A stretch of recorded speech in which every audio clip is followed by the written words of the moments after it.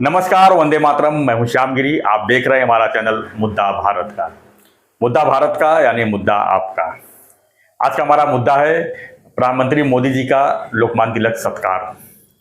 जी हाँ, मोदी जी का आज पूना में जो है एक कार्यक्रम के दौरान लोकमान्य तिलक सत्कार के नाम से उनको सम्मानित किया गया। और इससे बड़ा उसमें कंट्रोवर्शियल ये था कि उसमें शरद पवार जी ने भी मंच साझा किया था और इसको लेकर काफ़ी कई दिनों से विवाद भी चल रहे थे। इसी पर हम चर्चा करेंगे। हमारे साथ में हमारे सहयोगी सुभाष काले जी, जो राजनीतिक विश्लेषक भी हैं, सीनियर एडवोकेट भी हैं। हम उनसे जानेंगे कि ये कंट्रोवर्सी होने का आखिर में मतलब क्या निकला। सर, आपका स्वागत है एक बार फिर से हमारे चैनल में। क्या कहेंगे सर? कई दिनों से बवाल चल रहा था कि पवार साहब नहीं जाएंगे नहीं जाएंगे। विपक्ष कह रहा था कि उनको जाना ही नहीं चाहिए, या उनको प्रेशर भी डाला गया था कि आप वहाँ मत जाइए, मोदी जी का सम्मान है और वो नहीं जाना चाहिए। ऐसा तो हुआ नहीं, लेकिन पवार साहब है। आप क्या मानते हैं? नहीं, ये जो कार्यक्रम है जी, वो पिछले 8 दिन में तय नहीं हुआ है जी।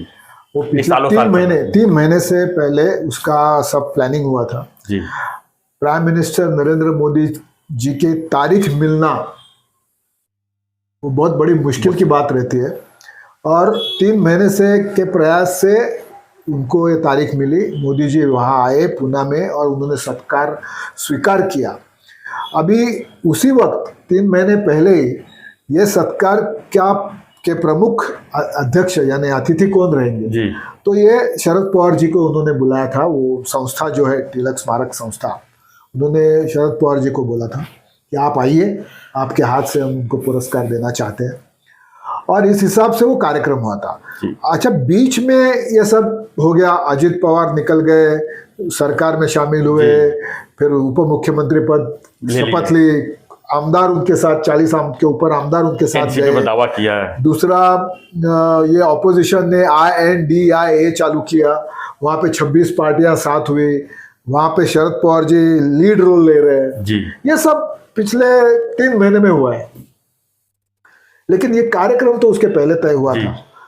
और शरद पवार जी एक मैच्योर्ड, बहुत होशियार और बैलेंस्ड एक राजनेता है, राजकीय नेता है, और वो जानते हैं कि मुझे क्या करना चाहिए और क्या नहीं करना चाहिए।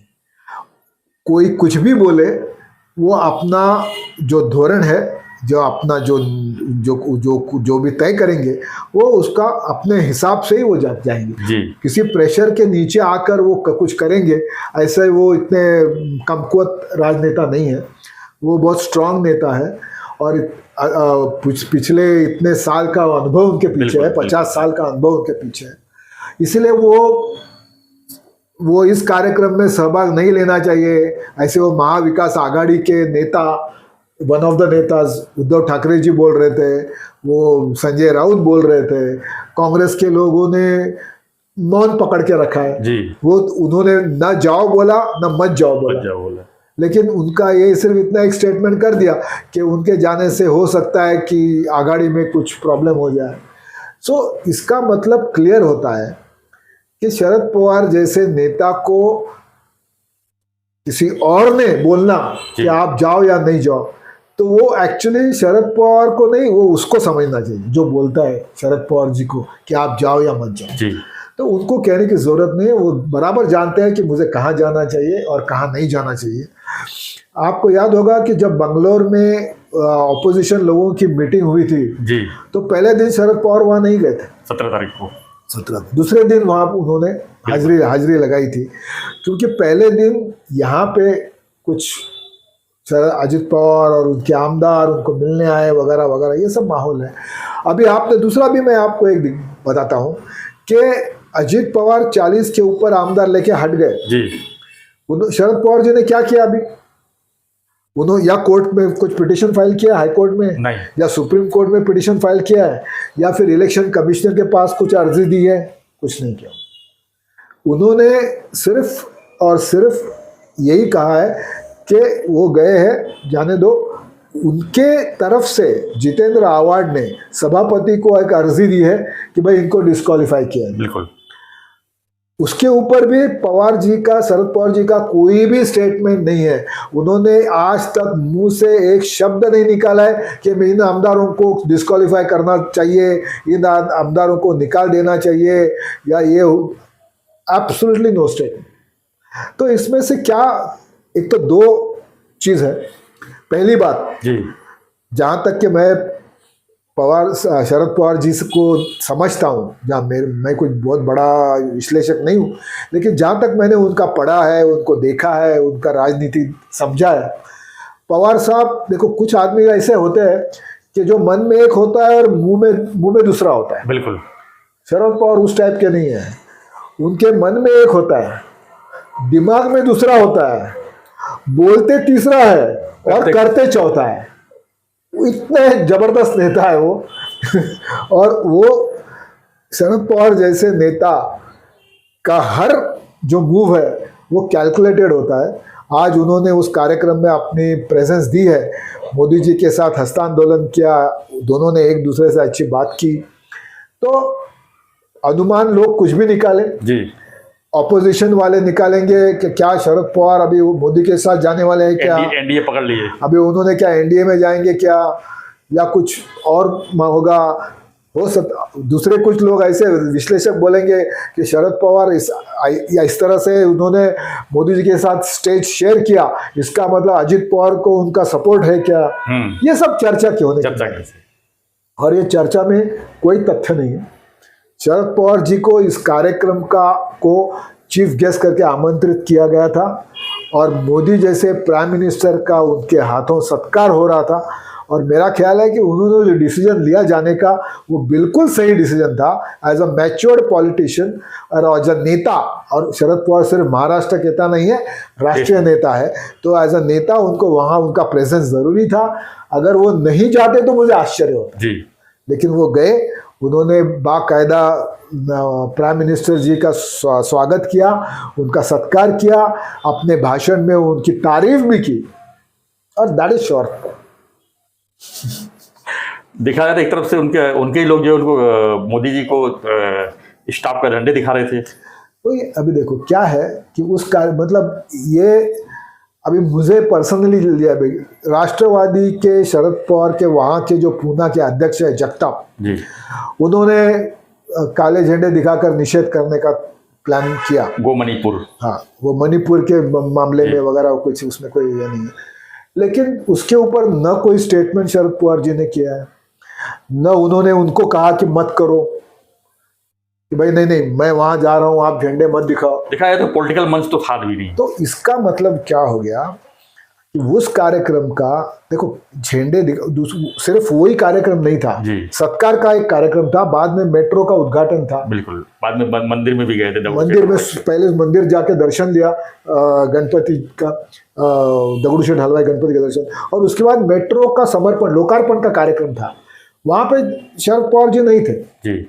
लेकिन ये जो नॉन पॉलिटिकल कार्यक्रम था, जहाँ पे मोदी जी को लोकमान्य तिलक स्मारक की तरफ से उनका सत्कार रखा हुआ था, उस कार्यक्रम में शरद पवार जी शामिल हुए, और वो सही था क्योंकि वो नॉन पॉलिटिकल डायस था, और नॉन पॉलिटिकल डायस के ऊपर दोनों बड़े नेता साथ में आए, ये अपने लिए भी, महाराष्ट्र के लिए भी एक गौरव की बात। और लोकमान्य तिलक जी ने भी, उनका वही उद्देश्य भी था कि लोग एक साथ आए, एक मंच पे आए। और लोकमान्य तिलक जी ने इसीलिए तो गणेश उत्सव भी शुरू किया था, सार्वजनिक गणेश उत्सव शुरू किया था, ताकि लोग एक साथ में आए। इसलिए आज अपने भाषण में मोदी जी ने भी कहा कि लोकमान्य तिलक ये स्वतंत्रता संग्राम के तिलक थे जी, इतने बड़ा उन्होंने ये कहा। और डेफिनेटली लोकमान्य तिलक जी एक कांग्रेस के अध्यक्ष रह चुके हैं और एक बहुत ही डायनामिक नेता थे, बहुत ही विद्वान नेता थे, और इसीलिए उनको लोकमान्य थे। पूरे भारत में, भारतवर्ष में उनको मान्यता थी, लोगों ने उनको अपना नेता माना था, और इसीलिए उनको लोकमान्य ये कहा गया था कि ये लोकमान्य तिलक है।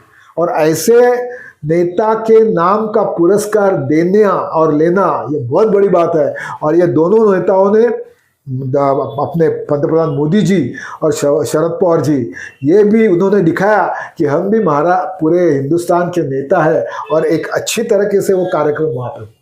क्या लगता है जो लोग अपोज कर रहे थे, अब उनका क्या रिएक्शन होगा? नहीं, उनकी नासमझ है ये जो अपोज कर रहे थे उनको ये समझता ही नहीं है कि कहाँ अपोज करना चाहिए और कहाँ नहीं करना चाहिए। अगर इतना मालूम होता तो ये अपोज करते ही नहीं। जी अभी इसलिए मैंने आपको कहा कि कांग्रेस के किसी भी नेता ने कोई कुछ नहीं कहा, कोई रिएक्शन नहीं दी कि भाई आप जाओ, ये जाएंगे तो ठीक नहीं होगा, ऐसा होगा वैसा होगा, हम चाहते हैं कि शरद पवार मोदी जी के साथ व्यासपीठ शेयर न करे, ऐसा कुछ कहा किसी ने नहीं कहा। वो पार्टी और शिवसेना वाले उद्धव जी से लेके राउत से लेके सब वो बड़बड़ कर रहे।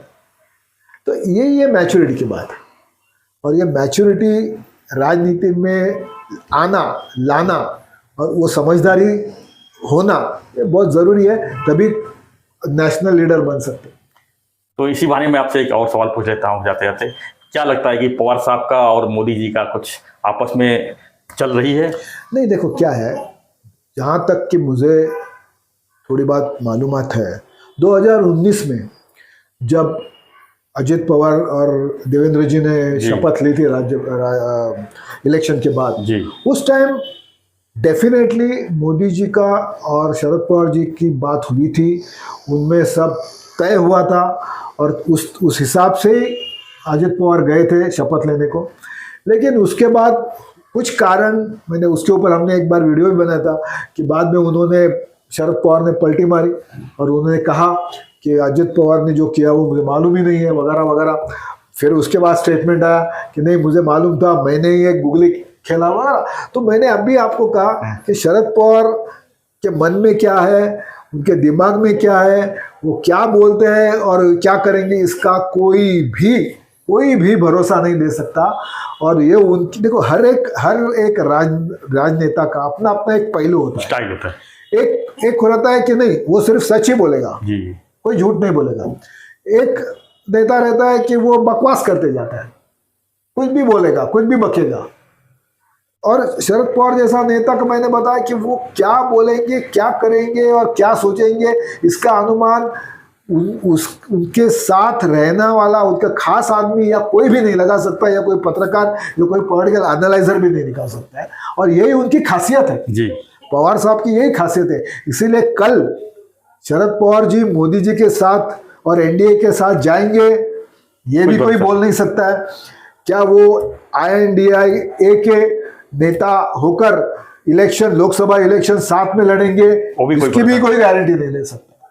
इसके लिए उनके बारे में कोई, पवार साहब को भरोसे के लायक ही नहीं। देखिए इसलिए भरोसे के लायक का बात नहीं है, उनका अपना स्टाइल है काम करने का, और वो उस हिसाब से वो करते हैं।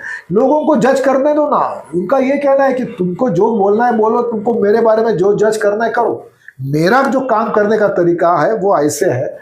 और इतना आसान नहीं रहता है शरद पवार जी को समझना। और क्या है कि हम प्रेडिक्ट कर सकते हैं कि भाई फलाना एक इंसिडेंट हुआ तो उद्धव जी कैसे रिएक्ट करेंगे, अजित पवार कैसे रिएक्ट करेंगे, एकनाथ शिंदे कैसे रिएक्ट करेंगे, इवन कभी कभी देवेंद्र फडणवीस कैसे रिएक्ट करेंगे, प्रेडिक्ट कर सकते हैं हम जी। लेकिन शरद पवार कैसे रिएक्ट करेंगे और क्या करेंगे कोई नहीं बोल सकता। Thank you sir. तो हम चर्चा कर रहे थे पूना के आज के सभा के ऊपर, और हम जो है एक बार फिर से लोकमान्य तिलक जी को, आज उनका पुण्यतिथि है, उनको हृदय से उनको श्रद्धांजलि अर्पित करते हैं, और उम्मीद करते हैं कि देश में ऐसे ही जो है भाईचारा और लोग मिलाप बना रहे। और आपको हमारा ये वीडियो, हमारा चर्चा कैसा लगा हमें जरूर कमेंट बॉक्स में लिखिए, और बने रहिए हमारे साथ, देखते रहिए हमारा चैनल मुद्दा भारत का। थैंक यू सर, धन्यवाद, जय हिंद, जय भारत।